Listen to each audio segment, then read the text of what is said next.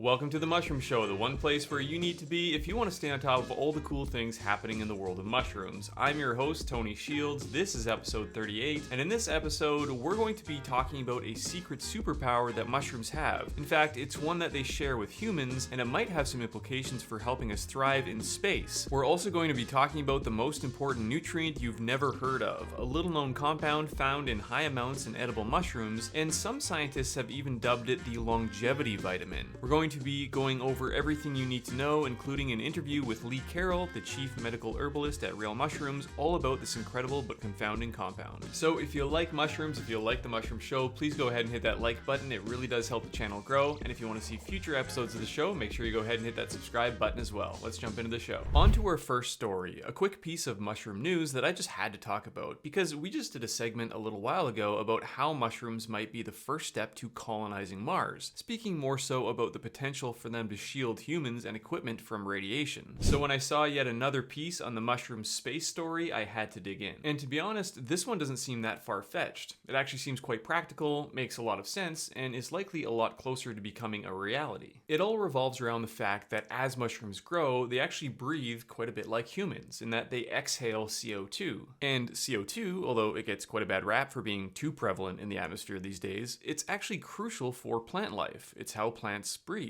So humans and mushrooms breathe in oxygen and breathe out CO2, but plants do the opposite. For example, sometimes when people grow plants indoors on an industrial scale, they will sometimes bring in pressurized canisters of CO2, release that CO2 in the room, and help the plants breathe, help them grow better. But mushrooms, of course, do this naturally. They exhale CO2, and some people think that might be useful for helping to grow plants in space. I saw an article recently from NBC Montana, I'll put the link in the description, all about the story of Garden City Fungi, who is a company in Montana with ambitions to harness the power of mycelium to create carbon dioxide essential for plant growth in space. It's quite the ambition, but they are slowly taking steps towards making that a reality. And recently they collaborated with Florida Atlantic University to send little packages of mushroom mycelium, different strains of mushroom mycelium, into space, or near space. Not exactly sure how you define space, but basically they put them on a balloon that was 30 miles above the surface of the Earth, so I guess in the stratosphere. They did this mainly to study the effects that solar radiation might have on different strains of mycelium and its subsequent CO2 output. They sequenced the genome of these specific strains of mycelium before they went out into space, and then again sequenced them when they returned to Earth to observe the changes. And according to the article, what they were looking for were strains that could produce high levels of CO2 consistently and over long periods of time, which would then potentially be able to act as an in situ source of CO2 that would help with plant cultivation either in space or on other planets. Now, interestingly, in mushroom cultivation, generally, this high production of CO2 is kind of a problem because the high levels of CO2 produced by mushrooms inside of a grow room will quite often cause mushrooms to have long, skinny stems and tiny little caps, which obviously isn't ideal if you're trying to just make gourmet mushrooms. Oyster mushrooms are the absolute worst at this. They produce huge amounts of CO2, and this can affect the way that they grow. Again, they grow these long stems, and it's just very obvious that they're not getting enough oxygen because they have way too much CO2. The exception, of course, is enoki, which is one of those mushrooms which is purposefully grown in high CO2 environments where you get that long stem and that tiny little cap, that classic enoki look. But for the most part, for gourmet mushrooms, this is something that people want to avoid. They want to try and bring in lots of more fresh air into the grow room, but it's just a feature that mushrooms have. So not knowing anything about the actual strains they used, I would think that they would be looking at oyster mushrooms because they grow fast, they're super tenacious, as in they can grow on all sorts of substrates and they can grow in all sorts of conditions, and they produce tons of CO2. But is this going to realistically lead to actually being able to grow plants in space? It seems wild. It seems like this is something that is maybe way out into the future, but I still think it's pretty cool to see, and basically you got to start somewhere. And on a very similar note, in terms of useful mycology, I also saw an article recently that was talking about mosquito control using mushrooms, and believe it or not, it really uses the same concept. This idea that mushrooms emit CO2 as they grow, just like humans and livestock breathe out CO2, and that is apparently quite attractive to mosquitoes. This is the article that I saw trying out this idea on a golf course. It's actually the same company, which is kind of cool, Garden City Fungi, finding all sorts of ways to benefit from the natural CO2 emissions from mushrooms. And actually, I have noticed this myself. Many years ago, I was growing a bunch of oyster mushrooms outside, and I noticed there was tons of these what looked to be mosquitoes that were just all over this fruiting oyster log. I did kind of have this idea that, hey, maybe this could be used for mosquito control, but I didn't quite know what to do with this information. But I guess the idea that was was utilized here was, again, CO2 attracts the mosquitoes, specifically female mosquitoes that want to lay eggs, which can then be trapped by sucking them up through a pump. They were trying this out on a golf course, and apparently they're working and can cover a few acres with each of these units. This is the best kind of mycotechnology, something that's very practical, it's useful, it's here now, and if it works, it's way better than just spraying with mosquito spray. We have pretty horrendous mosquitoes here where I live in Alberta over the summer, so I might try this out this summer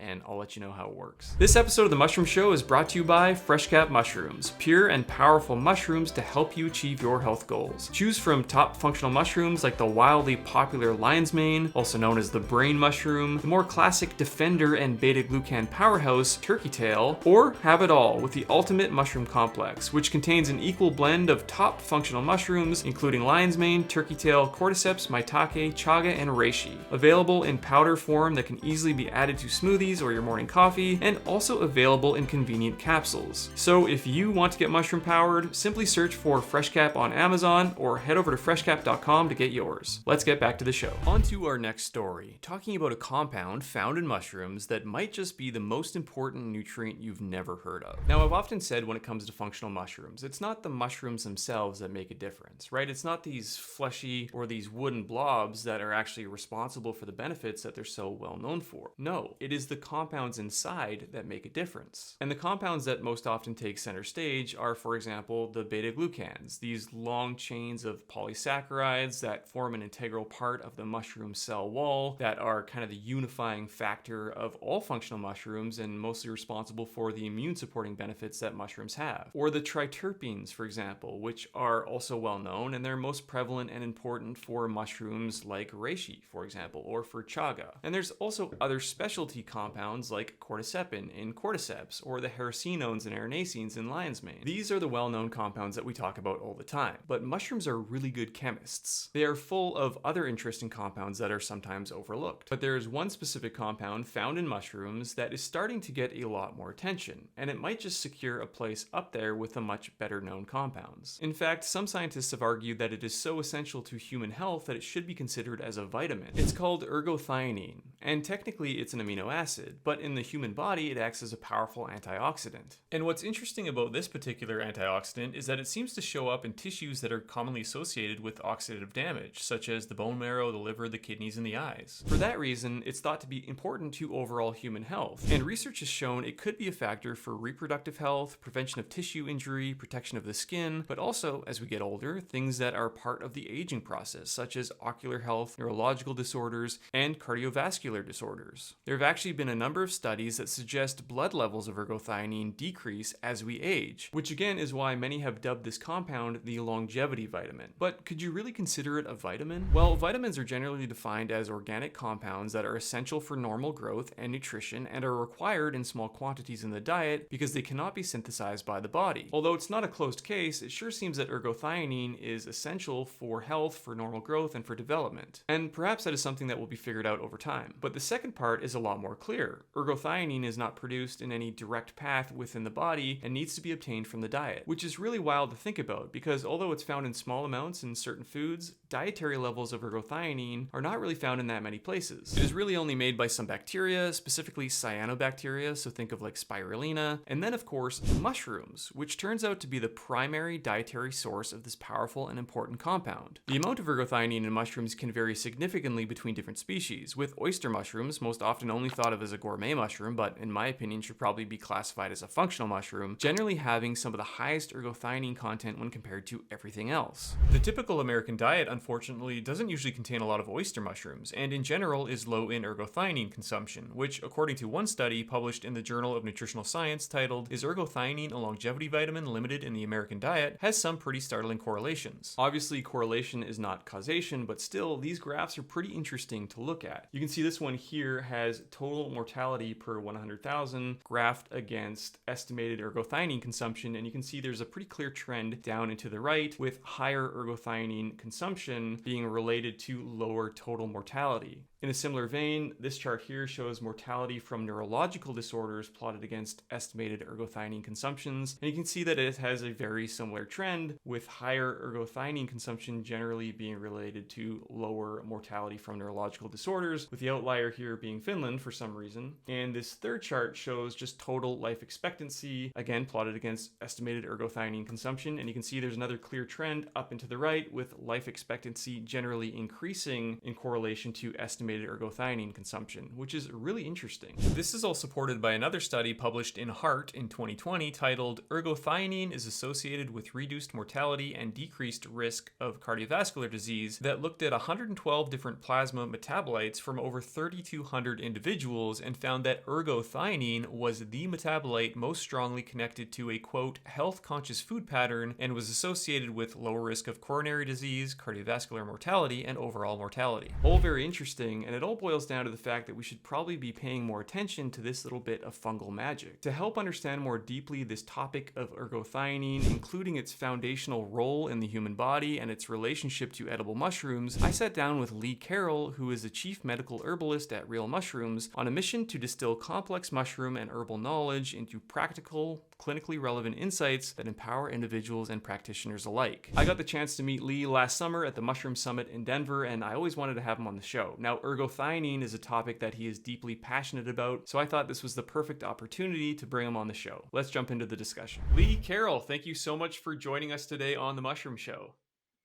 My pleasure, Tony. It's great to be here. Looking forward to it. Yeah, I'm super excited to chat with you as well. Now, first of all, why don't you tell the audience a little bit about who you are, your background, and what got you interested in mushrooms in the first place? Sure. I've had quite a long career in herbal medicine. I started as a production manager at a company called MediHerb back in 1990. So coming in on nearly 35 years in that industry. So I've done lots of different things. I've had great kind of training and background. Along the way, I went back and did another degree and got qualified as a medical herbalist. So I'm in clinical practice. So you're sitting in my clinic now. I've been doing that since 2013. And I got interested in mushrooms in 2020. I developed a small range of products for a company in Northern California, and that introduced me to Namex. And then the love affair of mushrooms kind of grew from there. And winding forward over the few years, I'm now the chief medical herbalist at Real Mushrooms, and I'm very excited about that. Yeah, that's very cool. I mean, you said the micro revolution, there's definitely something happening there. It's been kind of swelling under the surface, and people who have been close to it think that it's kind of already blown up. But I really think that we're just kind of getting started. I got the chance to meet you at the Mushroom Summit in Denver, which was kind of the first annual gathering, more so on the business side of mushrooms. But, that's just another sign of things to come and how we're just getting started, because mushrooms are powerful, right? But they're not necessarily powerful because of the mushrooms. They're powerful because of the compounds inside of them. So I thought that would be a good place to start. And from your perspective, if you could give us maybe a brief overview of some of these better known compounds inside of mushrooms, specifically like beta-glucans and triterpenes, typically the ones we think of as active compounds, and a little bit about kind of what they are and how they're linked to human health.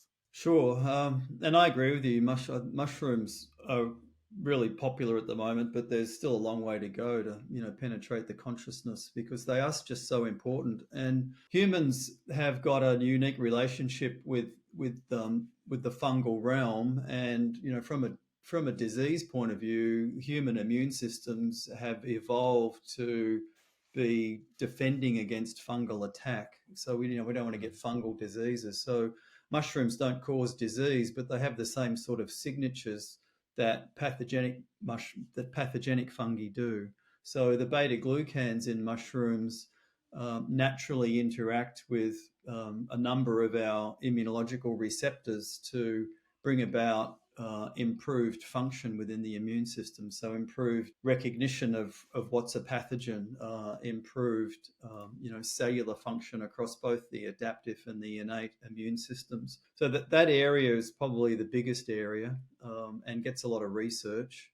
But beta-glucans are also prebiotics. So a lot of the action of mushrooms is a prebiotic action. Those beta-glucans get converted into short-chain fatty acids, and they have global effects in the body as well. But there's chitin, which is the structural thing in mushrooms that allows them to be erect and strong, and that acts as a prebiotic as well. There's mycosterols. Ergosterol gets converted to vitamin D2. So, there's a big piece around that. And you mentioned triterpenes. There's also phenolic molecules. So those secondary metabolites play an important role in antioxidant defenses. And some of the triterpenes are where the adaptogenic effects come from a mushroom like, say, reishi or chaga, where they get into cells and they help the cells and they educate them to be more functional and more resistant to stress, etc. But there's a long tail of really important molecules that also provide a benefit. And a mushroom, it's not just about the one thing; it's the whole constellation of constituents that drive the efficacy that we see. Yeah, and I love the way that you framed that initially, this whole idea that we've kind of evolved along with mushrooms in order to try and fight off, fungal pathogens. And that's why our bodies or immune systems react so naturally to mushrooms. And I think that's kind of cool because that's a key point. But the other key point from what you're saying, it seems like mushrooms are just kind of incredible chemists, right? They're producing all They sorts are. of compounds. A lot of them have pretty substantial effects on the human body. You mentioned some of them, but there is another compound that I wanted to talk about today. It's one that's getting, it's much less well known historically, but it's starting to get a lot more attention. And I think I've heard you call it before the most important nutrient you've never heard of. It's called ergothioneine. I was hoping you could give us kind of a brief overview of what that is. Sure. And ergothionine, I think is the most amazing kind of discovery that I've made in my 35 years. I've talked about a lot of things in my educational environment. Talked about NRF2, for example. Long before it was popular. GLP-1 with Ozempic is really popular now. I was talking about that 10 years ago and how herbs would influence the production of that. So ergothioneine is an incredibly important molecule for human health, and the human body is designed to need it as a nutrient. So we can't make it; we've got to get it from an external source.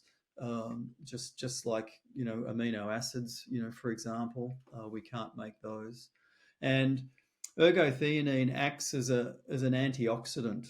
Although antioxidant is a kind of it's a vexed term because there's a myth around antioxidant activity that if you take antioxidants, you'll cure diseases of oxidative stress. And that kind of hasn't been proven before. So um, when you look at ergothioneine, it's got some really unique properties which make it incredibly valuable to human health. And it's it's probably better described as a cytoprotective. So it gets involved as a member of the antioxidant team. So when we think about antioxidant action in the human body, we can think about intracellular and extracellular compartments. And the ergothioneine gets involved in the intracellular compartment, and it plays an important team role along with glutathione, which is the main intracellular antioxidant. And that evolutionary comment, we talked about earlier, in fungi, ergothioneine is the main antioxidant intracellularly, and glutathione is the secondary one, the backup one. And in a human, glutathione is the primary one, and ergothioneine is the backup one. So that the fungal and the animal environments share the same relationships, but they're flipped around. I think that's so cool, and that's just another example of how mushrooms and fungi humans and fungi are inherently related. I haven't heard that one before, but it's pretty cool. There's you keep seeing these different things and how we're so interconnected with mushrooms, which is super neat. Now, speaking of that, though, I have read in terms of ergothioneine that it's found in high concentrations in certain tissues. It's one of those antioxidants that seems to accumulate in certain tissues in the body. And I was wondering what you could, if you could potentially explain, like why these particular tissues accumulate more ergothioneine and what implications this might have for human health, and including like what parts of the body seem to accumulate more ergothioneine.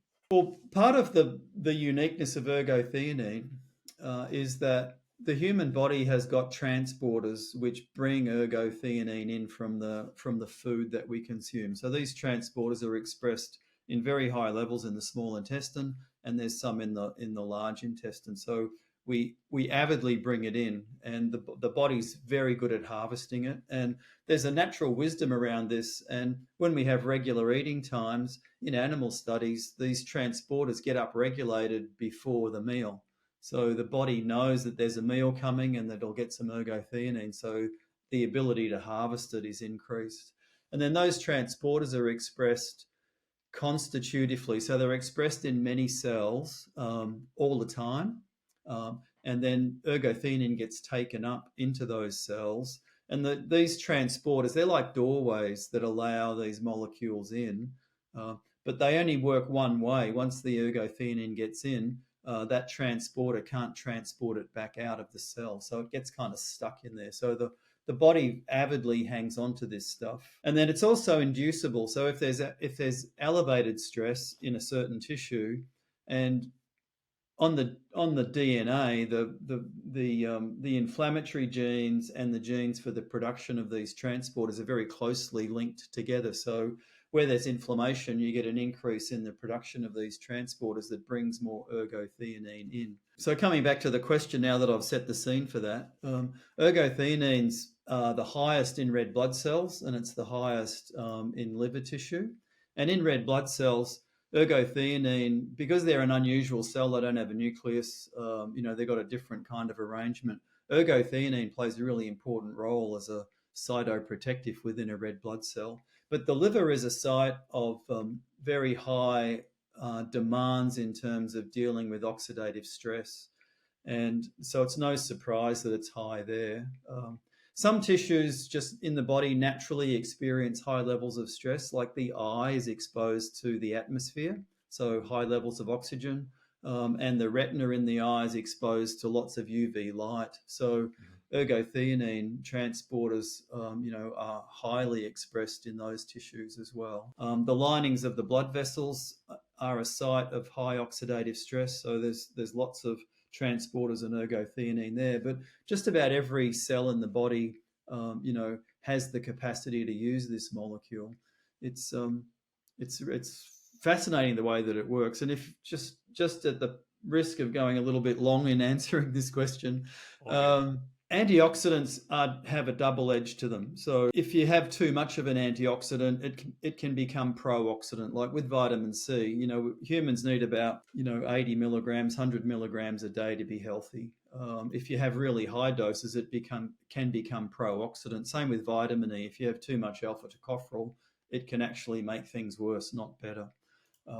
So ergothioneine doesn't have this problem because it's got this unique characteristic where it exists in two different forms. It's technically called a tautomer. That doesn't really matter though, but it changes its shape depending on the cellular pH. So ergothionene's inside the cell, and if that cell's happy and harmonious and everything's functioning normally, glutathione's doing its thing, then ergothioneine sits in its inactive form, which is called a thione form. As the cellular pH drops, and normal cellular pH is about 7.4, so as it drops below that, the shape of the ergothioneine just instantaneously flicks into a different shape, and it becomes its thiol form. And in that form, it can act as an antioxidant and do its thing. So it's all to do with the health of the cell. So coming back to the liver, which is a really good example, the demands that get placed on the hepatocytes in the liver go up and down depending on the nutrients that are being given to it. So if you just had a couple of glasses of Coca-Cola and you got a lot of sugar in your system, then there's a lot of oxidative stress in those cells as they break down, that glucose into its, constituent bits, and turns it into ATP eventually. So the levels of glutathione go up and down in the cell depending on how many free radicals are being produced. So ergothioneine flicks in and out of its active form based on the amount of the amount of glutathione that goes up and down, which alters the pH of the cell. So when you've got free radicals or oxidative stress, it alters the pH, makes the cells more acidic. So ergo's got this really unique ability. So it only has negligible effects in healthy cells. So it's only doing its thing when there's some sort of cellular acidity, which correlates with cellular stress. That is absolutely fascinating. I mean, human physiology is insanely complicated. So, there's a lot baked into everything you just said to try and understand it. And pH is something that really stood out to me. And I'm just wondering, you said like um, basically the structure of ergothioneine can change depending on the pH of the cell. I think I interpreted that correctly. Yeah, yeah, But that's it. Yeah. can the pH of the cell or the pH of the body, I guess, also be changed by the concentration of ergothioneine? Is that able to alter the pH of the cell at all, or is it only a one way street? Yeah, that's a good question. When we're in an unhealthy state and we've got excessive amounts of oxidative stress, it makes the body acidic. And we're talking very small changes, like if your pH in your blood changes too much, it's a lethal kind of consequence. So we're talking about very fine variations. So ergothioneine plays a really important role in controlling the internal pH of the cells. So it's probably the latter, that as the pH becomes more acidic, it's the ergothioneine that brings that back to a more healthy and normal pH. The population at large is deficient in ergothioneine, so that plays a role in increased acidity, if you want to think about it in that way, and that then leads to greater health challenges in the general population. Yeah, and that's one thing that I find absolutely fascinating about ergo as well, is this fact that some people will call it a vitamin, right? Or some scientists I know Yeah, are trying to call it a vitamin, saying that number one, it's essential for human health, normal growth and development, but number two, it's not produced inside the body, so it needs to be found in small amounts, needs to be received from the diet, but it's not found in that many things. And I just think that is like pretty fascinating. It's found in mushrooms, obviously, in the highest amounts. Any thought to why that is? Like why it's so restricted in terms of where we can get it from in our diet? it's an interesting question. It takes us back to that evolutionary argument, and humans, animals in general, and fungi have got this shared kind of ancestor that goes back, like 100 million years, 1,000 million years, and so we've got, to a certain extent, there's similar arrangements in terms of our physiology at that cellular level. So some bacteria make ergothioneine, but it's predominantly a fungal thing. And because of that shared history, humans and fungi share the same aspect. Just like fungi have got ergosterol, humans have got cholesterol. They're very, very similar, molecules. So we share that history. And the question about whether it's a vitamin or not is a good one. Bruce Ames was the first researcher to coin the term vitamin L, and he was proposing that it should be called a vitamin. But vitamin scientists are really, the conventional ones are very strict with their definitions. And if you've got a deficiency of vitamin C, you get scurvy. If you've got a deficiency of vitamin D, you get rickets. If you've got a deficiency of ergothioneine, you don't get a particular disease. You get an increased risk of all sorts of diseases around oxidative stress.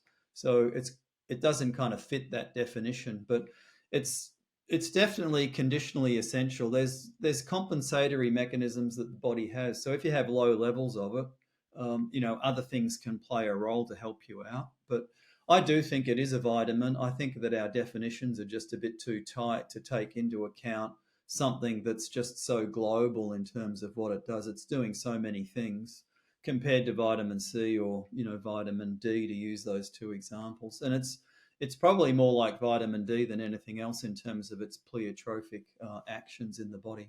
Which, interestingly, is also found in mushrooms. In mushrooms, Um, yeah.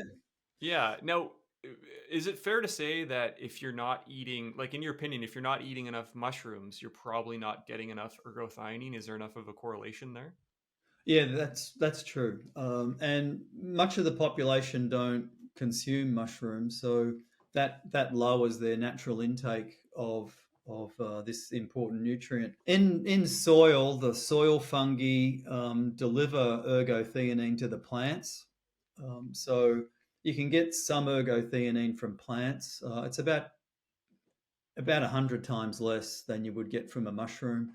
And modern agricultural practices, which rely on fertilizers and this intensive farming, disrupt those fungal communities in the soil. Mhm. So that further like reduces the amount of ergothioneine that gets into plants. And researchers like Bielman, for example, they've looked at this, and populations around the world have got different levels of ergothioneine, depending on their diets. And the American population is particularly low in ergothioneine, and that has got these associations with increased mortality and increased cardiovascular and neurodegenerative diseases. So associations aren't causations, but when you understand how ergothioneine works, it seems to be quite a clear cut kind of direct relationship. Yeah, I did see that study that I think you're referring to, and it had all these correlations with the amount of ergothioneine consumed.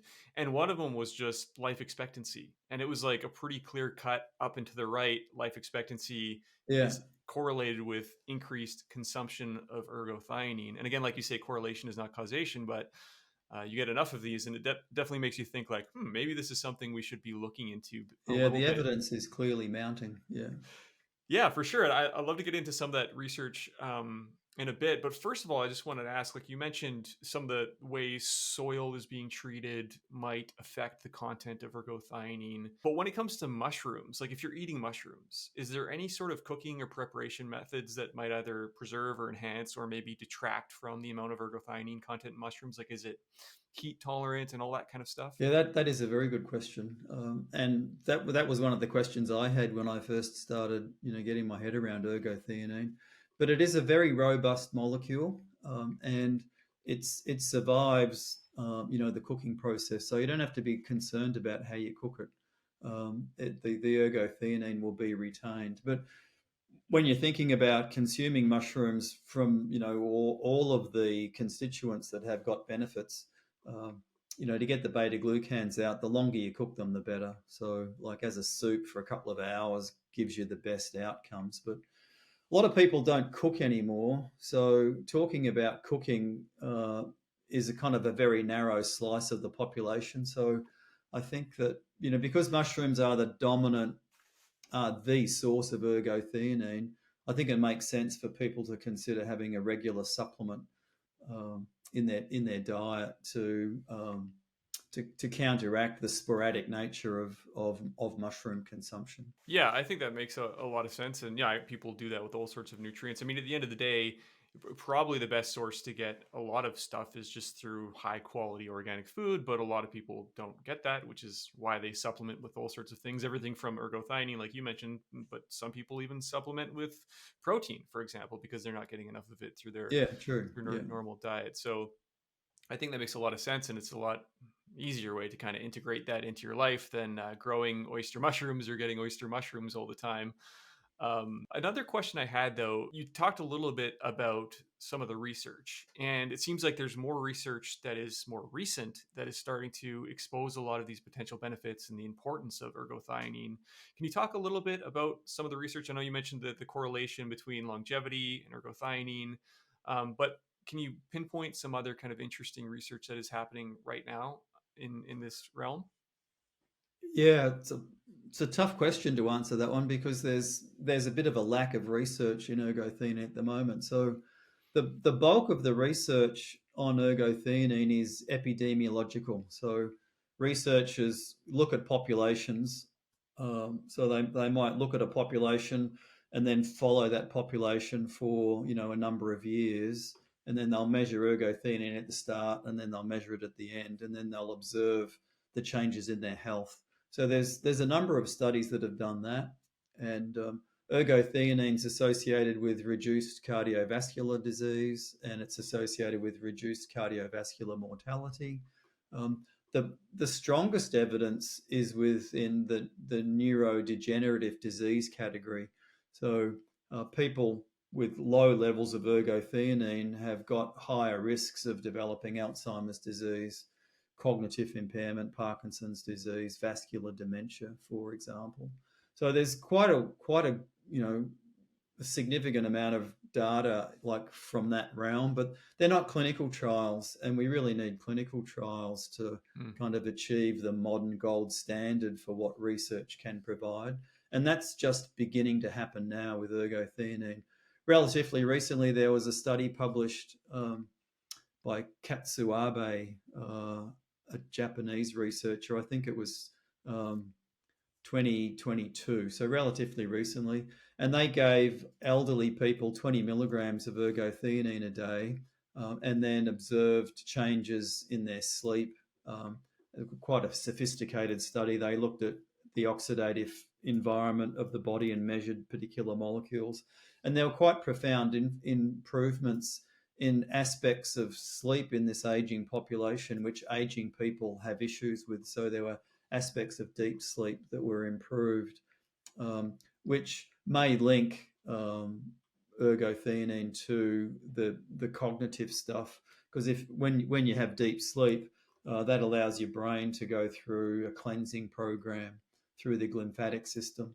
So that was a very interesting study, but that's about it. There's a low level study with people with mild cognitive impairment where they showed these sort of minor improvements, but I'm kind of waiting with bated breath for more studies to be published. Yeah, I did see one. I think it's about 4 years old now, and it was talking about these researchers were looking at a whole array of different metabolites in blood, and I think they looked at like 110 Yeah, different metabolites, and the number one that was correlated with lower rates of mortality, I believe, was ergothioneine, like one yeah, out of 100 and yeah. whatever that And was. I that thought that was that study by Smith, I think it was, the lead author, and it was conducted over like 18 or 20 years. So they did a snapshot at the beginning and then again at the end.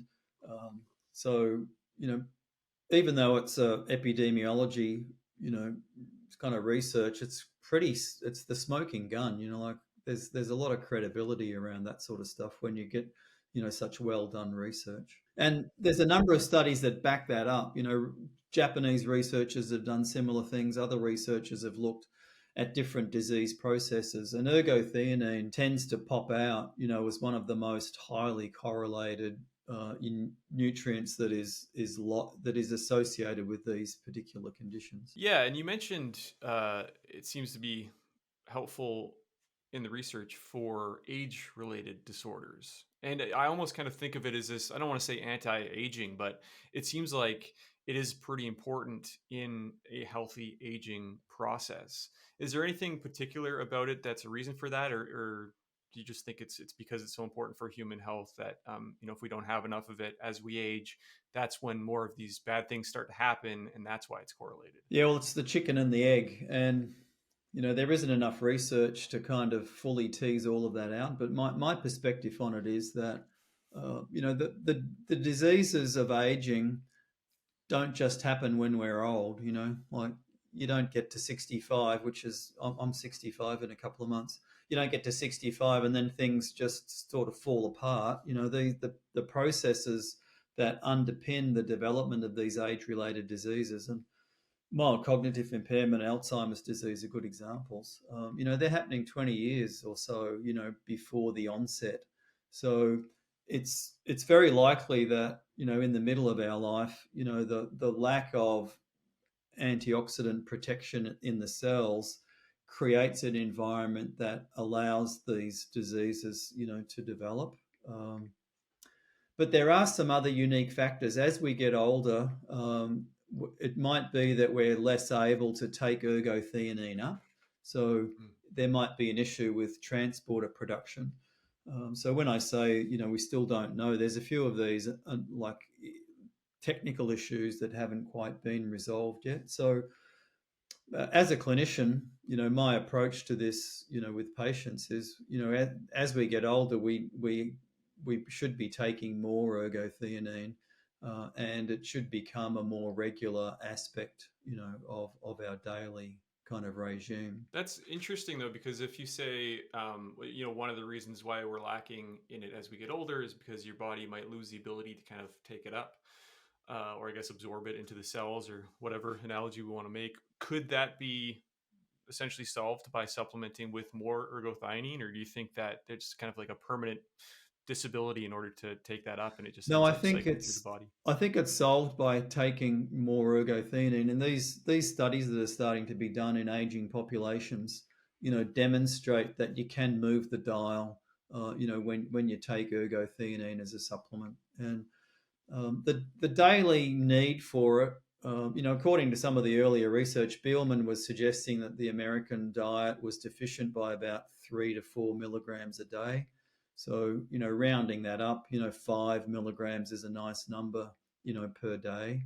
But then as you get older, the studies that are being done are looking at 20 milligrams a day. So, maybe 20 milligrams, sounds like a lot, but it isn't really, in terms of, the taking a supplement. There's plenty of supplements that you need in much higher quantities, like, say resveratrol and curcumin. They're in the hundreds of milligrams a day. Mm-hmm. Now, if you were to, this is another reason why supplementation works so well, is because you can just figure out what the dose is and go with that. But if you were to actually eat them, say you were to eat oyster mushrooms, is that a lot? Is that like a whole fistful of oyster mushrooms every single day, or how does that relate to the amount of mushrooms you'd actually have to eat to accomplish that? That's a good question, and the amount of ergothioneine varies, depending on the mushroom. So mushrooms that are considered, high in ergothioneine. So you mentioned oyster mushroom, but you could put, lion's mane in that category as well. Okay.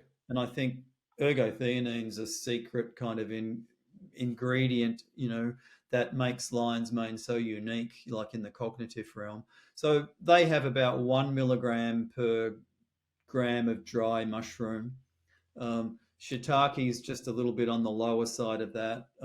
Button and portobello crimini, they're around half a milligram per dried gram. So, in terms of fresh weights, you'd multiply those by 10. So, if you're having an ounce of say a shiitake or a lion's mane or an oyster mushroom, then you'd be getting around 3 milligrams. But yeah, certain varieties will have higher levels. So the yellow oyster mushroom, which has got the unpronounceable Citrinopolitus species name, I even have trouble with that. It can get up to 10 milligrams per gram of dried mushroom. So, variations on the oyster mushroom theme can see increased levels. So, to answer your question directly, and button mushrooms and portobellos are mostly what people eat. If you're talking about the general population, there's a lot of interest in the exotic ones, but that's a very small slice of the population that are eating those. So you'd need around 100 grams a day, to get fresh ones, to get a decent level of ergothioneine, and that's been clinically trialed. And if you do that with people, they lose weight, all sorts of health benefits.